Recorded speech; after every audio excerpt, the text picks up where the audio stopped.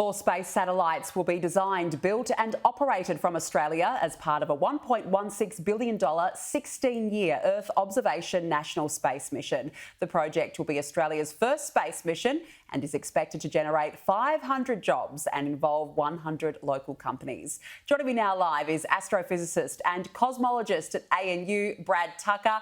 Brad, great to see you. Thank you very much for joining us this afternoon. Firstly, what is the aim of this project? Yeah, thanks. And this is exciting to talk about because this is really about this, this growing this capabilities we talked about in Australia. It's not just focused on, exploration, which is great, but it's also focused on these really practical aspects of space. We use so many different satellites in our everyday lives. We've seen it play out in defense aspects, such as in Ukraine. We use it for weather monitoring, for tracking bushfires, water flows, all these sorts of things. So this is about not just building that ability to do it, but designing the next generation that Australia needs. So we're not just dependent on our overseas partners for either building it or operating it, but we can say, hey, all right, well, this is what we need to focus on Australia for the Australian needs. So it's about having that sovereign capability. So it's an exciting promise because it's not, again, just the end goal of building these satellites, but also by having the people and the companies that can develop the components and the expertise. That means that is then they're able to go bid on satellites for overseas contracts, for instance. So, lots of different benefits from this one big umbrella mission of 4 satellites. Yeah, absolutely terrific news for the Australian space industry. And as you said, it will open us up to possibly more opportunities in the future. So great to hear. Now, Brad, scientists have concluded that Pluto's peaks are actually ice volcanoes. And I found this interesting because some are as big as 7 kilometres tall. Yeah, look, the thing, that Pluto has volcanoes and they're ice volcanoes. Yeah, it's kind of amazing. Volcanism is actually kind of common, we're starting to find out in our solar system. But as you said, when looking at Pluto, when New Horizons went by it in 2015 and we saw these mountains and ridges, it was realizing that these are actually volcanoes, that there is stuff comes out of it. Now, not magma or lava as we have here on Earth, but we're talking about frozen methane or frozen ammonia. So what it means is there's clearly something keeping the inside of Pluto warmer so these things can spill out, i.e. like lava on Earth.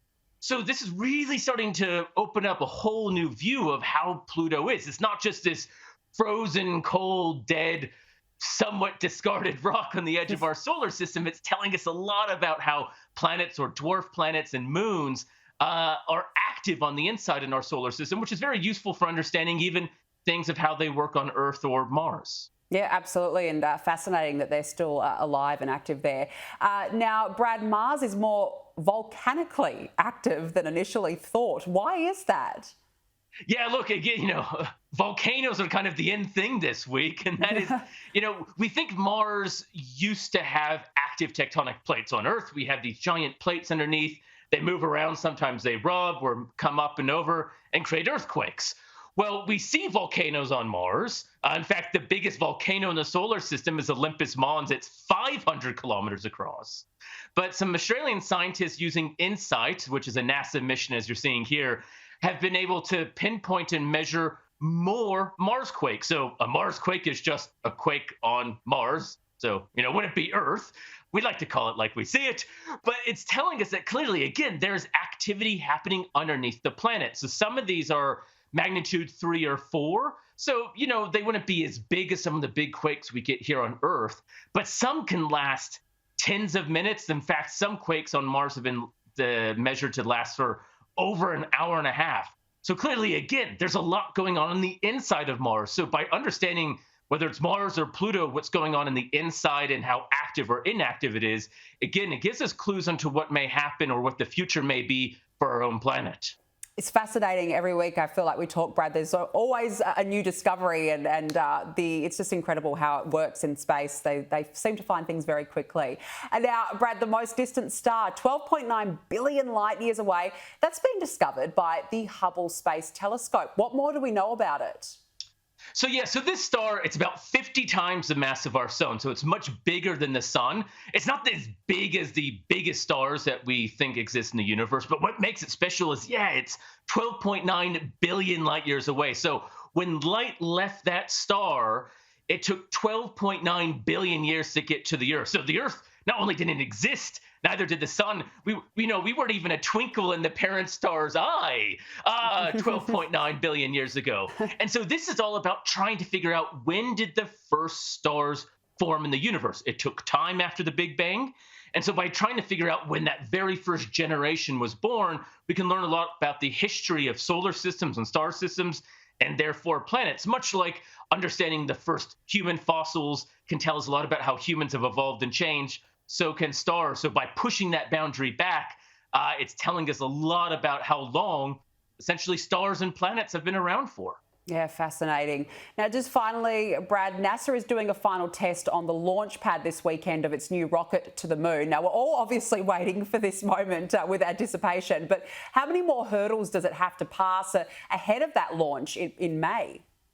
Yeah, so this is kind of the last essentially big one before that May launch. It's what we call a wet rehearsal. So they fuel up the rocket, they start the ignition sequence, they don't actually ignite it.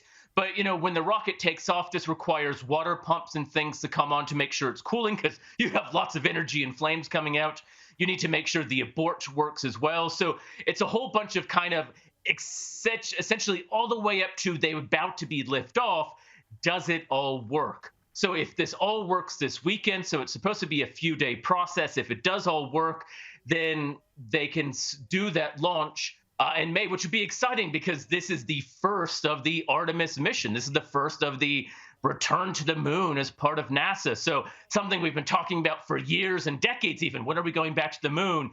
This is the last step before that first mission happens. Well, we're very excited about that first mission. From your perspective, how confident are you? Do you think that it's going to be all systems go?